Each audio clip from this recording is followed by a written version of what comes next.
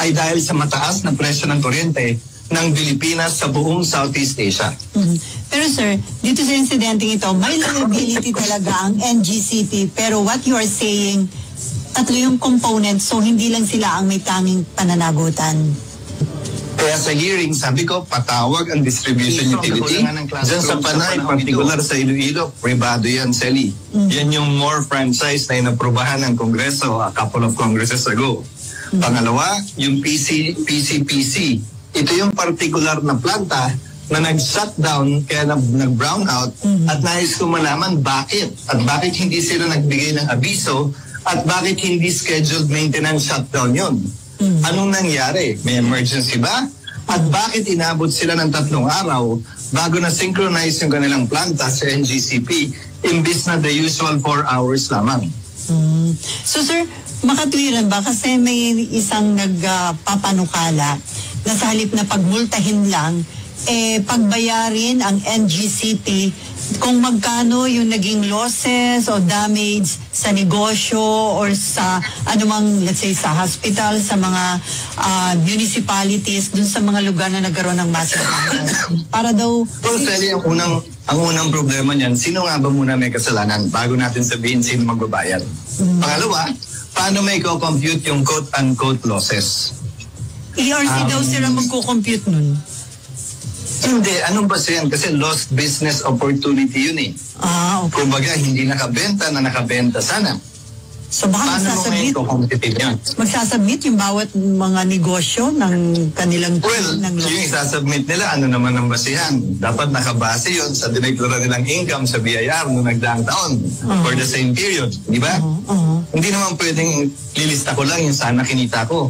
Dapat may basihan din yun. So ilan yan sa mga dapat tingnan at suriin kung paano nga ba gagawin yan kung sakasakali magkakaroon ng reimbursement. Pero may karapatan sir, di ba? Yung mga customer, mga consumer na mag-demand talaga dahil sa epektong naidulot nitong 3 araw na massive brownout. Oo, pero dadaan yan sa husgado, Sally. Dahil magpa-file ng claim ang bawat isa, yan yung procedure. At depende nga kung sino yung may kasalanan.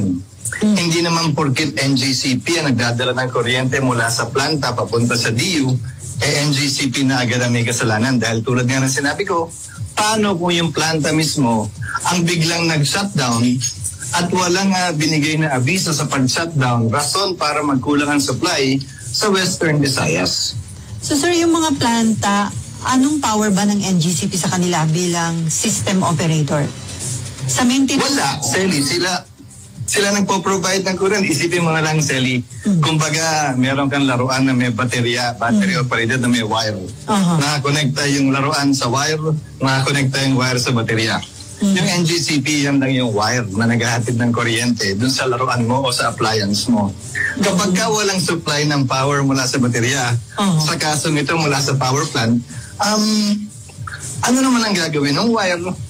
Wala naman siyang kuryente na nasusupply. Hindi naman ibig sabihin nun kasalanan niya. Hindi naman din ibig sabihin kasalanan na nag-distribute lamang. Baka nga kasi, ang problema ay nasa mga maintenance shutdown na hindi ini-schedule. Alam mo, Sally, ang ERC at DOE, meron silang schedule ng maintenance ng bawat planta sa buong Pilipinas. At sinasabi yan sa NGCP bilang operator. Ang problema kapag nag-maintenance shutdown bigla ang isang planta at hindi inanunsyo, magkakandara pa bigla ang NGCP sa kasong ito, ang distribution utility, na maghanap ng source ng kuryente.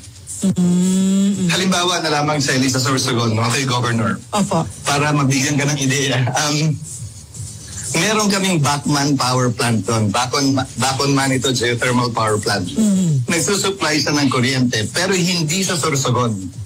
Dahil mahal yung kuryente nila, nung nag-bidding sila, nung nag-competitive selection process yung kooperatiba, natalo sila. Ang nanalo, kumpanya na nakabase sa Batangas o sa Quezon. Pero, nung kasagsagan ng bagyo, tumumba ang mga poste ng NGCP mula sa Batangas at Quezon papuntang Sorsogon. Bilang gobernador, pinaghandaan namin yon. Nagpatayo kami ng substation sa Sorsogon para rektang kumonekta ang Bacman sa amin. Kaya bagaman walang kuryente na mahigit 2 buwan sa Camarines Sur at sa Albay, kami may kuryente kami agad. At nilagay namin sa probisyon ng kontrata sa CSP sa competitive selection process ng electric cooperative na sagot nung kumpanyang nagsusupply sa amin sa Quezon at Batangas yung replacement power cost na tinatawag. So bagaman mas mahal ang backman, hindi nagbayad ng mas mataas yung consumers namin dahil ang nagbayad nun ay yung planta sa Batangas at Quezon. At ang backman naman, pumayag na rin na mas mababa kasi wala nga yung transmission line, hindi rin sila makabenta ng kuryente. Anyway, so sir, yung sa hearing sa Tuesday, Wednesday, January 10, mag-a-attend po ba kayo dito? Actually. And then, dito dapat maklaro kung sino yung may pinaka mas mabigat na liability. Kahit ng Pangulo mismo and siya na mismo nagsabi na ang dapat managot dito ay NGCP. Baka hindi na brief ng sapat at kompleto ang Pangulo na lahat tayo malalaman natin pagdating sa hearing, Selly. At gaya ng sinasabi ko, whipping boy naman palagi ang NGCP. Madalas nasisisi, naghahatid ng kuryente. Pero di ba may kasabihan, huwag mong barilin yung messenger lang yan.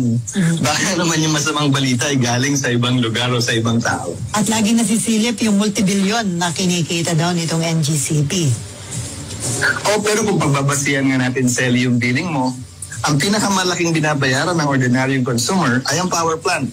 Ang pinakamababang binabayaran niya dun sa mga kumikita sa negosyo ng power ay ang transmission grid. Sa ilalim po ba ng kasalukuyang sistema or whatever, ang mga planta, sir, na nagkaroon ng shutdown na wala sa schedule, pinagmumulta po ba sila o meron ba silang pinapanagot ba sila? Bakit nagkaroon ng shutdown na wala sa schedule? Wala pa ako narinig, Selly, kahit na yung price hike na nangyari, isang Disyembre, rason para magbayad ng mga consumers dahil sa hindi nakaschedule na shutdown ng 2 planta sa Quezon noon. Wala ako nabalitaan pinagmulta sila ng DOE. Kaya nga aking panawagan kahapon at ng isang araw, imbestigahan at tingnan ng DOE. Hindi yung aasa sila sa amin para imbestigahan dahil may kapangyarihan sila, responsibilidad at obligasyon. Imbestigahan ito dahil jurisdiction nila ito. Pag kami nagpatawag ng hearing, Selly, dapat ang DOE may sagot sa mga bagay na ito. Kabilang na yung sinasabi ko, asan yung schedule ng maintenance shutdown at yung shutdown ba ng plantang yan ay nasa schedule o wala? So maraming dapat ipaliwanag DOE at maging ang ERC sa hearing.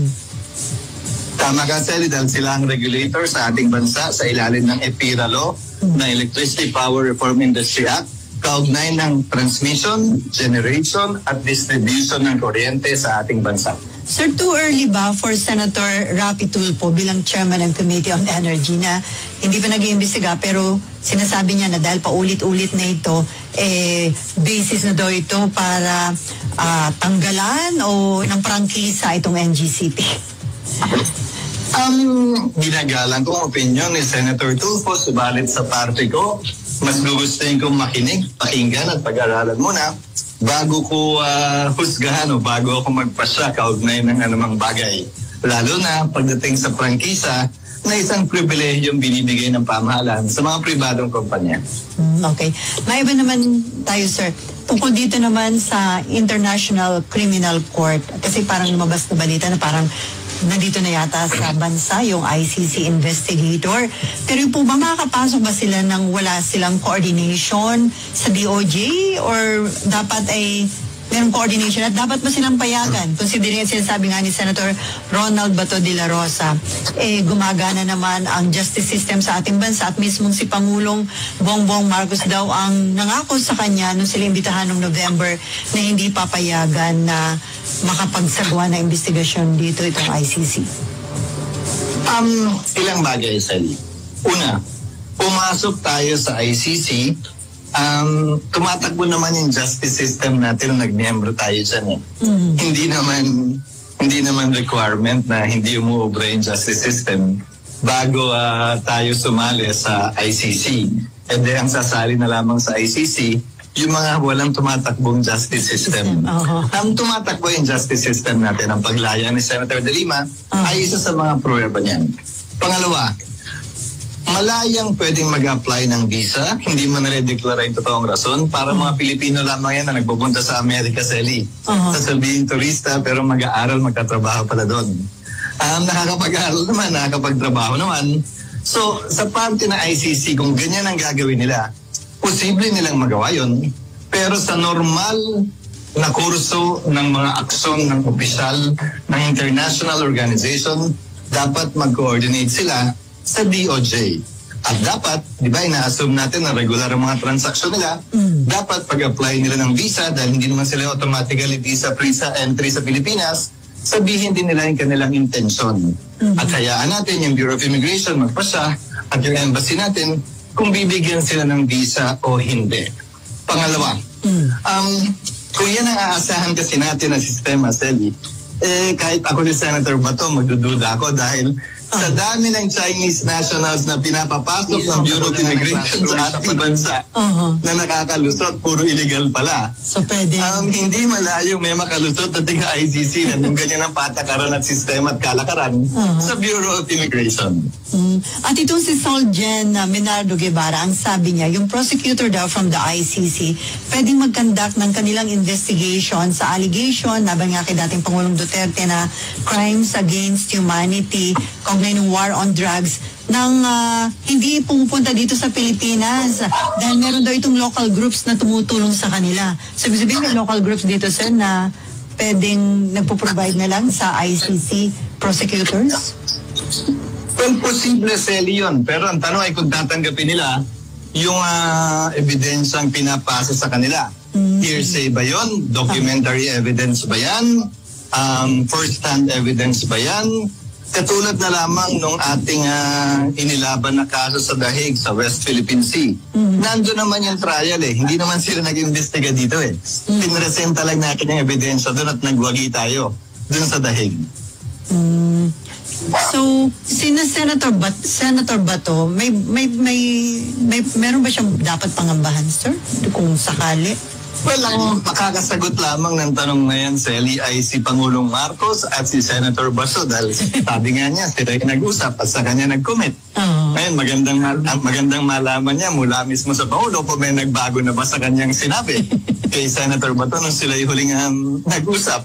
Hindi ako kasama sa meeting na yun, Sally, kaya hindi ako makakapagsabi kung ano nga ba ang pinag-usapan, ano nga ba ang commitment, nakaukit ba yun sa bato o sinulat lang sa papel o sa tubig. Pero ang paniniwala ni Senator Bato ang dating sa kanya, singtigas ng bato yung pangako sa kanya ng Pangulo na hindi daw papayagan nga na. Anyway, sir, bilang chief architect ng foreign policy natin, ang bato, ika nga, ay nasa kamay ni Pangulong Marcos. Okay. Anyway, sir, naalala ko during the budget season, ikaw na yung nag-express ba ng concern tungkol sa paglobo na ating utang? At recently, sinabi na nga na ang ating utang ay lumobo na sa mahigit 14 trillion pesos. So ito ba yung something na nakakabahala? Itong paglobo na sa mahigit 14 na trillion na ating pagkakautang? Itong nagdaang 2 taon ni Pangulong Marcos, on average, umuutang, kasama na ang 2024, pangatlong taon niya. On average, Sally, umuutang tayo ng 2.3 trillion per year. Kung i-multiply mo yan sa 3 taon pa, madadagdagan yung utang natin ng halos katumbas na ng GDP ngayon na nasa 21 trillion pesos. Hindi naman pwedeng ang utang ay kapantay ng ating GDP. Ang tinitingnan ng mga rating agencies, dapat ang utang ay hindi lalampas ng malayo, kung sakasakali man, sa 60% of GDP.